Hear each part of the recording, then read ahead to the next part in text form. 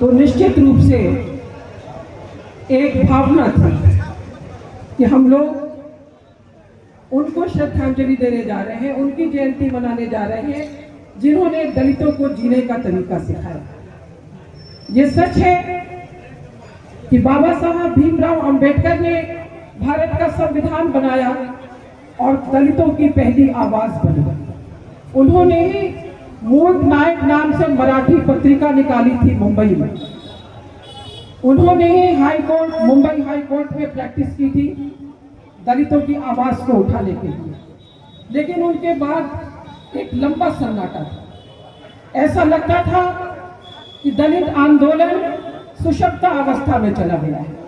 उस आंदोलन में फिर से प्राण फूंकने का जो कार्य किया किसी ने, उस आंदोलन को पुनर्जीवन देने का काम अगर किसी ने किया, उस आंदोलन को जिसके प्रणेता डॉक्टर भीमराव अंबेडकर थे, उस आंदोलन को पुनर्जीवित करने का कार्य अगर किसी ने किया तो वो स्वर्गीय काशीराम जी थे, जिन्होंने उस कार्यक्रम को आगे बढ़ाने का कार्य किया। ये वो थे जिनकी आवाज को हिंदुस्तान सुन रहा था। वो आवाज जो उठी थी पंजाब से और उत्तर प्रदेश में उसकी गूंज सबसे ज्यादा सुनाई पड़ी। पंजाब की जमीन से निकल करके वो आया, वो एक योद्धा जो अकेला निकला था, मगर रणनीति थी। रणनीति इसलिए मैंने कहा कि जिसे हम हिंदुस्तान का स्टील फ्रेम कहते हैं, उन्होंने अपनी जात के, समाज के आईएस बिरादरी को लामबंद किया था। पैसे मिले, संगठन चला। संगठन को चलाने के लिए आवश्यकता होती है, वो उन्होंने किया। और जब मजबूत आंदोलन हुआ, और अभी हमारे कई साथियों ने किया, बताया कि किस तरह से मिलजुल करके सरकार बनी सपा और बसपा की, लेकिन फांसीवादी ताकतों ने उस सत्ता को चलने नहीं दिया। नहीं चली वो सरकार गिर गई और भाजपा के लोगों के साथ मिलकर के सरकार बनी। महसूस करते थे मान्यवर काशीराम जी कि दलितों की आवाज को दबाया जा रहा है। वो लगातार उस आवाज को उठाते रहे, और जब पूरी दुनिया उस आवाज को सुन रही थी, जब पूरी दुनिया उनकी बात को सुन रही थी, उस वक्त बहुत खामोशी से उन्होंने चिरनिद्रा में अपनी आंखें बंद कर ली।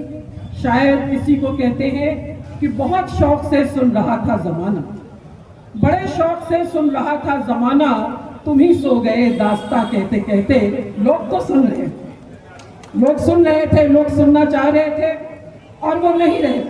और उसके बाद वो आंदोलन जिसे लेकर के वो चले थे, वो आंदोलन अपने उद्देश्यों से भटक गया।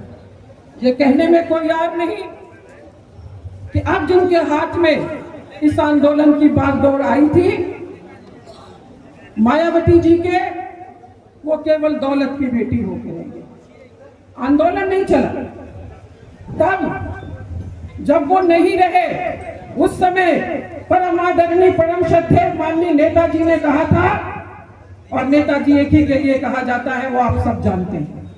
हमारे नेता श्रद्धेय मुलायम सिंह यादव जी ने कहा था कि जो सपना देखा था काशीराम जी ने, जो सपना हमने देखा था कि दलितों और पिछड़ों को लेकर के चलेंगे और हिंदुस्तान की तकदीर और तस्वीर को बदल देंगे, वो काशीराम रहे ना रहे, मुलायम सिंह यादव और उसके बाद अखिलेश यादव उस सपने को पूरा करेंगे। और वो सपना पूरा हुआ या नहीं हुआ?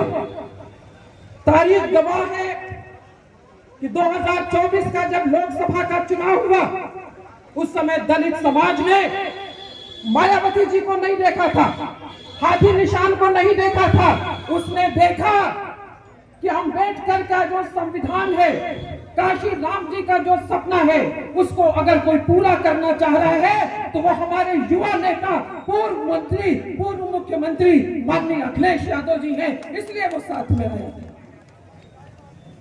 इसलिए वो साथ में आया था। और ये लोग वो लोग हैं, समाजवादी पार्टी के लोग, जो वादा करते हैं उस वादे को निभाते हैं। लाख भारतीय जनता पार्टी के लोग हमारी हस्ती को मिटाना चाहे, लेकिन मिटा नहीं सकते हैं साथियों, क्योंकि हम वो लोग हैं, फसल गुल हो कि खजा सब में चटकते आए, फसल गुल हो कि खजा सब में चटकते आए, हम हर एक दौर के दामन पे महकते आए, हम हर एक दौर के दामन पे महकते आए। तो ये वो लोग थे जो हर दौर के दामन पर महकते हुए आए। अभी हमने पीछे मुड़ के नहीं देखा, लेकिन आज याद रखिएगा कि हिंदुस्तान का संविधान खतरे में है, हिंदुस्तान खतरे में है। भारत का संविधान अनुच्छेद 14 से 18 तक समता का अधिकार देता है, समानता का अधिकार देता है। अनुच्छेद 15 अधिकार देता है समानता का, और उसी अनुच्छेद 15 का जो चौथा अनुबंध है, अनुच्छेद 15(4), वो राज्य को ये शक्ति देता है कि कोई भी बात उन्हें अनुसूचित जाति जनजाति जो शोषित समाज के लोग हैं, सामाजिक और शैक्षिक रूप से उनके उत्थान के लिए कानून बनाने से नहीं रोकती।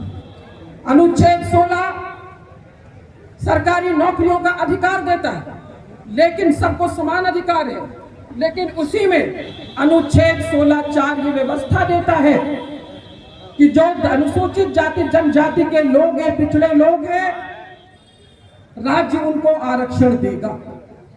राज्य आरक्षण इसलिए देगा कि जो कमजोर है उनको स्वाभाविक रूप से आगे बढ़ने के लिए आवश्यकता होती है कि उनको थोड़ा स्थान दिया जाए कि वो आगे बढ़े, इसलिए व्यवस्था थी। लेकिन आपने देखा है अभी यूजीसी ने क्या किया, ये एक शोषा छोड़ा था, समाज को बांटने का शोषा था। दलित समाज और अगड़ों के ये लाते हैं कि हम इधर से आपको देंगे, और उधर सर्वोच्च न्यायालय में क्या होता है, हमारी बहनें बता दें, वो रोक दिया जाता है, नहीं रोक दिया जाता है। तो बात वही कि तुम भी खुश हम भी खुश, लेकिन अधिकार छिन रहे हैं, नौकरियां आपको नहीं मिल रही हैं। विश्वविद्यालय में अगर 10 पद खाली है किसी भी डिग्री कॉलेज में, 10 का एक साथ कभी भी विज्ञापन नहीं दिया जाता, 2 दिए जाएंगे, 1 दिए जाएंगे, उसके ऊपर आरक्षण लागू नहीं होता, 1-1, 2-2 करके सब भर दिए जाएंगे, और दलित और पिछड़े अपने घरों में बैठे रह जाएंगे। ये लड़ाई है, बड़ी लड़ाई है, इस लड़ाई को लड़ना होगा, और इस लड़ाई को वोट की ताकत से लड़ेंगे हम। SIR के नाम पर कितने लोगों की मौत हो गई, ये ध्यान है आप लोगों को? कितने BLO मर गए, कितने लोगों का वोट काटा जा रहा है, ये हमारा अधिकार छीना जा रहा है। और भारत के प्रधानमंत्री की हालत ये है कि आज देश एक आर्थिक टर्माइल की स्थिति से गुजर रहा है। आज डीजल पेट्रोल हर जगह नहीं मिल रहा है, गैस के लिए लंबी लंबी लाइनें हैं, हमारी महिलाएं, हमारी बहनें उसमें अपना दम तोड़ दे रही हैं, बेहोश हो गई हैं बहुत सी महिलाएं। क्यों? क्योंकि हमारे प्रधानमंत्री जी इजराइल गए। ऐसा क्यों हुआ? सोचना होगा, स्ट्रेट ऑफ हॉर्मुज बंद क्यों हुआ? 26 तारीख को 27 में ये इजराइल में गए, और इजराइल में जाके इन्होंने कहा fatherland, Israel is the fatherland और इंडिया इज द मदरलैंड। इस बेशरम आदमी को यह भी तमीज नहीं कि भारत माता का अपमान कर रहा है यह आदमी, और एक यहूदी देश को कह रहा है कि यह फादरलैंड है। तो क्या करना है? क्या फादरलैंड है?